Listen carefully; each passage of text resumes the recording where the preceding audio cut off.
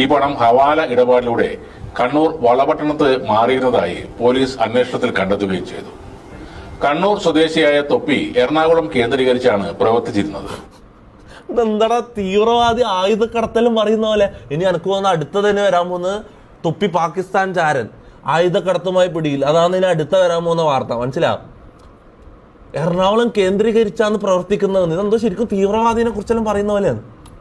വളപട്ടണം സ്വദേശിയും ബിസിനസ്സുകാരനുമായ മുനാവർ എന്ന മുനീറിനെ കേന്ദ്രീകരിച്ച് മുനീറല്ല മുനവർ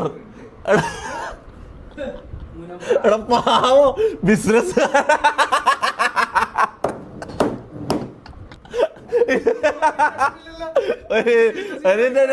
ഇത് മാഫിയനെ കുറിച്ച് പറയുന്ന പോലെ പറയുന്ന മൊട്ട കണ്ണാടി തലയോ നിന്റെ ഇവനെല്ലാം ഉണ്ടല്ലോ.